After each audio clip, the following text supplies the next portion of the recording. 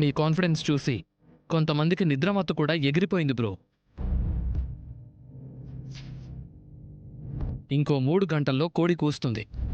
సూర్యుడి వేడి ఈ ఇంటి గోడల మీద పడేలోపు నైని వదిన నీడ నీ మీద పడుతుంది బ్రో.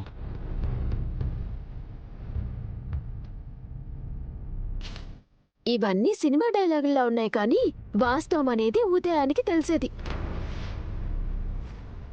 మగవాళ్లే అంత నమ్మకంగా ఉంటే ఆడాళ్ళం మనమెందుకే వంకరగా మాట్లాడాలి? పంచకమణిని తీసుకొస్తావా అక్క అని బెత్తెడ నాలుకని జానడి చేసుకొని మరీ అడిగావు కదా చిట్టి. ఇప్పుడేమో వంకర్ టింకర్గా మాట్లాడుతున్నావెందుకు? మా అక్క తిరిగి రావడం అంటే మాటలు కాదని అత్తయ్య వాళ్ళంటుంటే అసాధ్యాన్ని సుసాధ్యం చేస్తుందా అని నా అభిప్రాయాన్ని చెప్పానక్క, అంతే.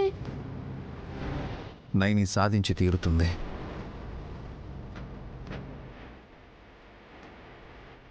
నేనింత ఉద్వేగానికి లోనై చెప్తున్నాను అంటే తనక్కడ ముందుకు అడుగు వేసే ఉంటుంది.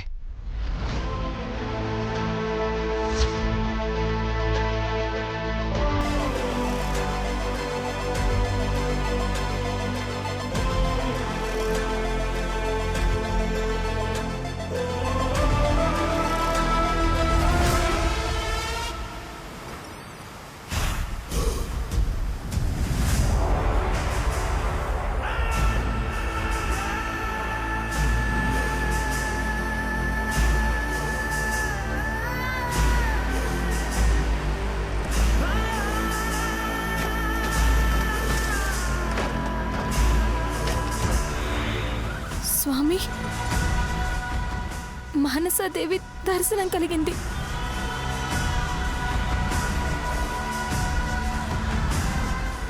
ఈ తల్లి దయతో నా భర్తకి నయం అవుతుంది.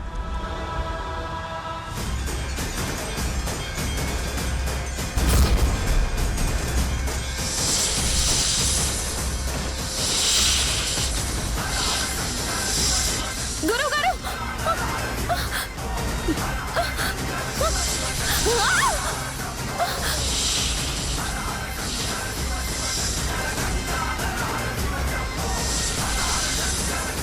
విష్, నువ్వు ఇక్కడే ఉంటే ఎలా? గాయత్రి గానవి నిద్రలో ఉలిక్కిపడి లేచి అమ్మా అని ఏడిస్తే కష్టం. పిల్లల దగ్గరికి వెళ్ళు. లేదత్తయ్య, నేను అమ్మ దగ్గరే ఉంటాను. మమ్మీ నీ దగ్గరే ఉంటాడంట తమ్మి. అయ్యా సునకరాజా, మా అమ్మ దగ్గర ఉంటాను అంటే ఆవిడ గదిలోకొచ్చి ఎదురు చూస్తాడని కాదు. గాయత్రత్తయ్య ఫోటో దగ్గర ఉంటాను అని చెప్తున్నాడు విశాల్. ఉండనివ్వండి, తనకు రమ్మన్నా సరే నిద్ర రాదు. 4-5 గంటలు ఓపిక పడితే నైని వస్తుందా? ముందు పేపర్ వాడొస్తాడు, ఆ తర్వాత పాలవాడు, ఆ తర్వాత పని మనిషి, డ్రైవర్లు కూడా వస్తారని పెంకి మాటలు మాట్లాడుకో. నోరు మూసుకొని వెళ్ళి పడుకోపో. నైని వదిన వచ్చాకే లేదు గాని. మీరందరూ వెళ్ళండి, నేనుంటా.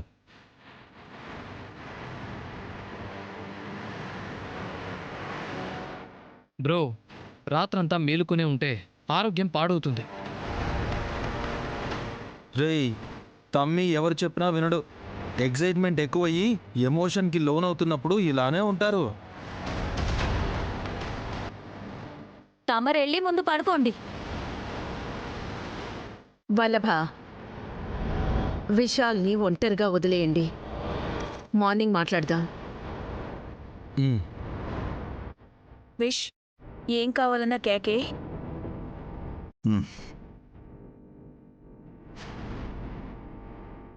నాకు కూడా నిద్రేం రావడం లేదు విశాల్. పుండరీనాథాన్ని చూసి మళ్ళీ వస్తాను.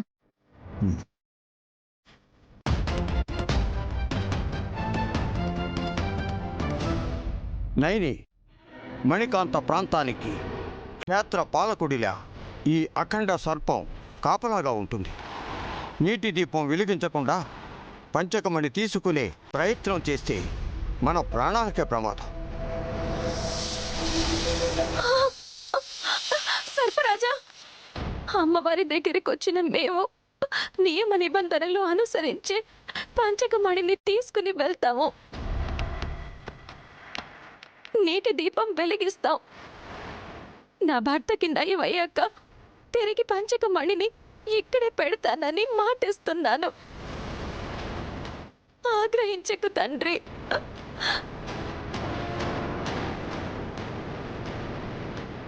అఖండ సర్పం శాంతించింది నేని.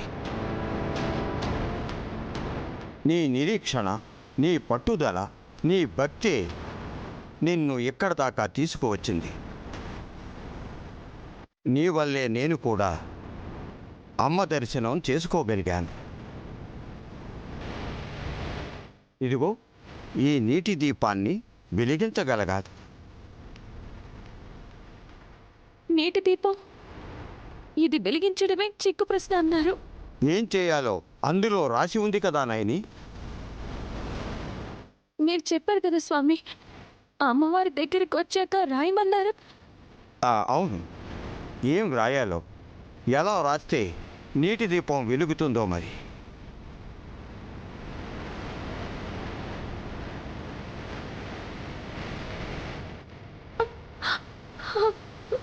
తల్లి మానసదేవి, నీ సన్నిధికి వచ్చాక ఇలాంటి పరీక్ష పెట్టి మా కార్యం పూర్తి కాకుండా నిరాశతో వెనుదిరిగేలా చేయకమ్మా.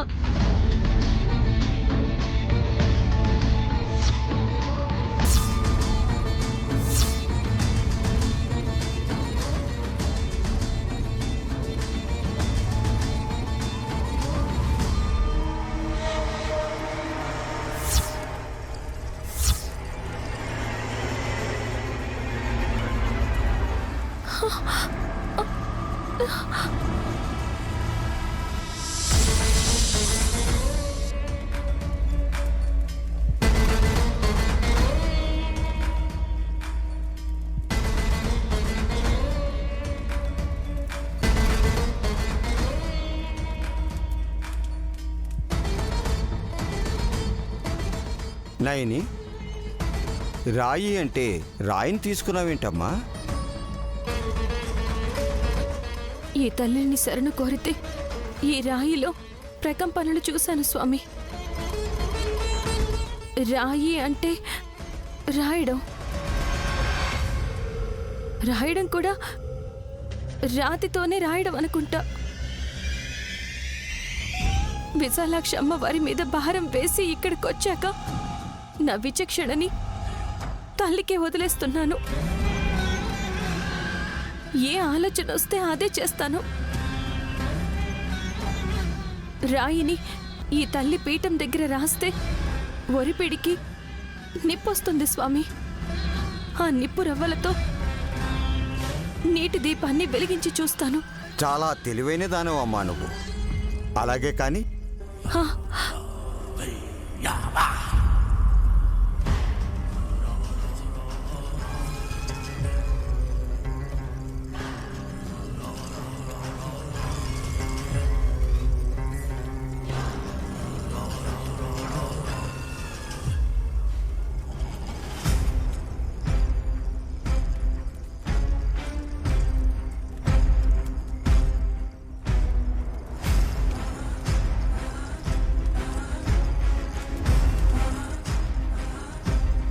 నిప్పురవ్వలు వస్తున్నాయి.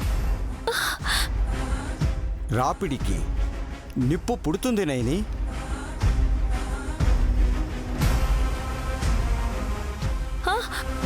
ఒక ఉపాయం తట్టింది స్వామి.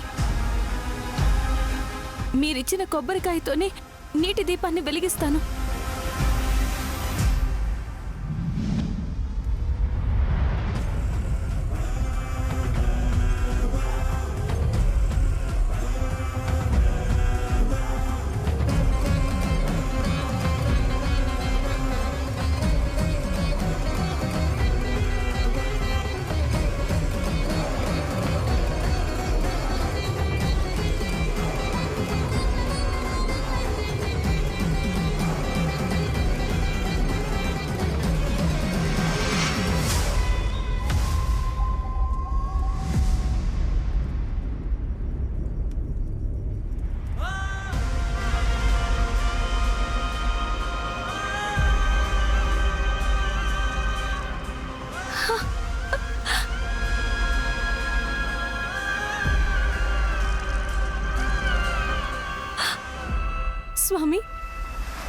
కొబ్బరికాయ అంటుకుంది.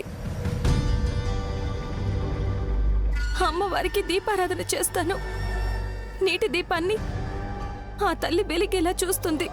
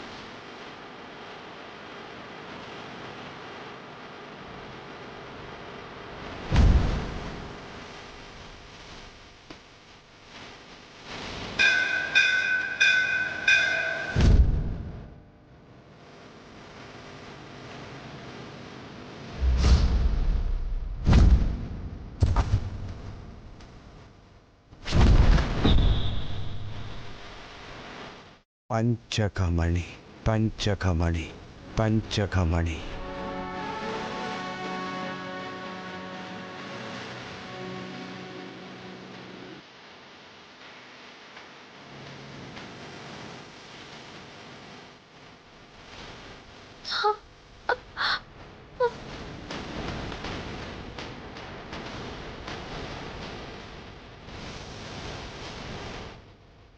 స్వామి, అదేనా అదేనా నా భర్తకి నయం చేసే పంచకమణి? అవునని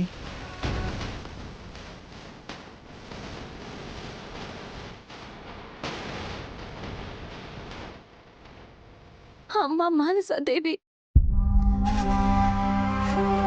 నీటి దీపాన్ని వెలిగించి నా కన్నీటిని తుడిచావా తల్లి?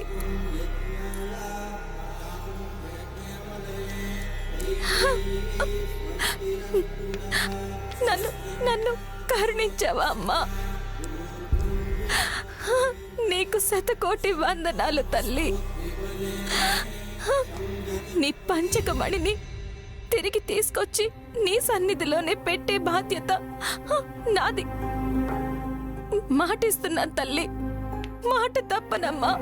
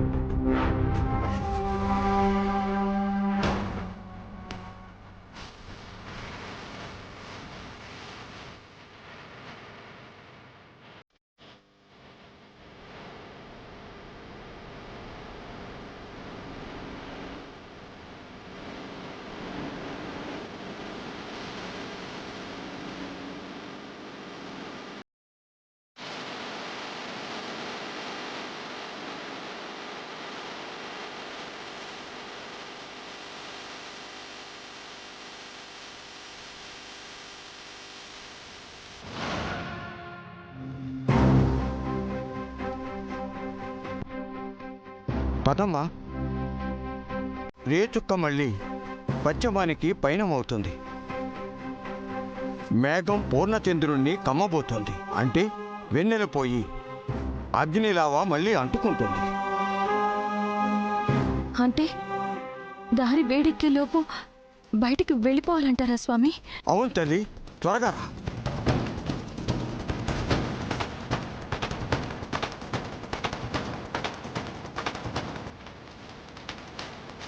రామ్మా.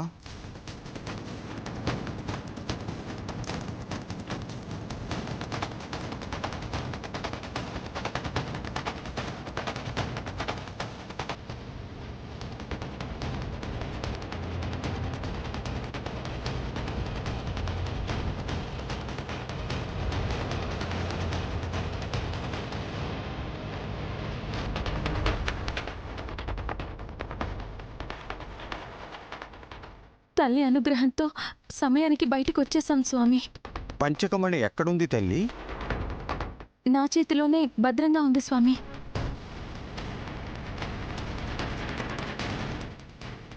ఒక్కసారి స్పర్శించి చూడవచ్చానని. దాందేం భాగ్యం స్వామి. బిడ్డకు తండ్రి తోడున్నట్టు ఎక్కడి వరకు వచ్చారు. మా శ్రేయోభిలాషులు మీరు. చూడండి.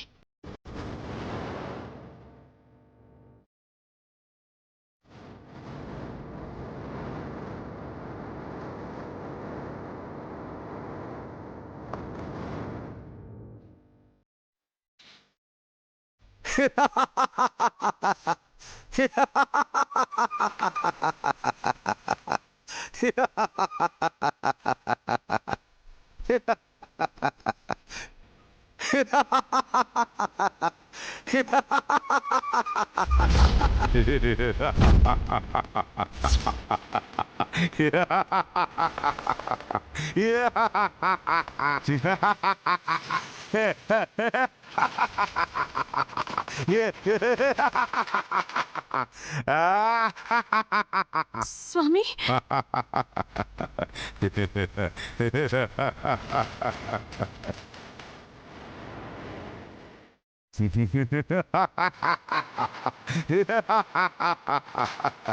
ఏ స్వామినైనే నేను గజగండనే. గజగండనా? నీకు ఎదురు పడలేదు కానీ నిన్ను నీడలా వెంబడిస్తూనే ఉన్నాను. ఈ పంచకమణిని నువ్వు తీసుకుని నా చేతిలో పెట్టేదాకా నా తెలివిని ఉపయోగించాను. స్వామి వారిలా వేషం మార్చి మోసం చేస్తావా?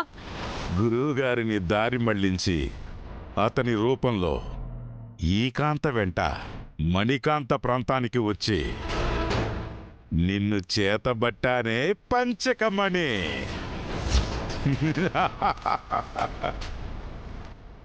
మర్యాదగా ఆ మణి ఇచ్చేసేయ్. లేకపోతే చంపేస్తాను. ఓం ఫట్!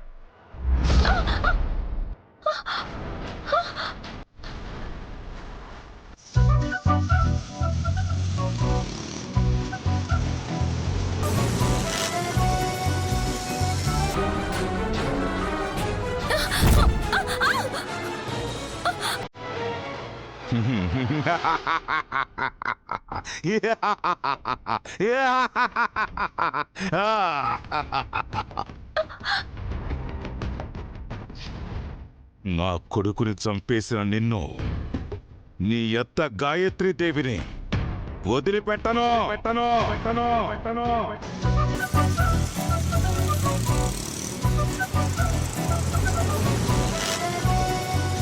ఏంటి అలా చూస్తున్నావు? రక్తపుంజి నా కొడుకే.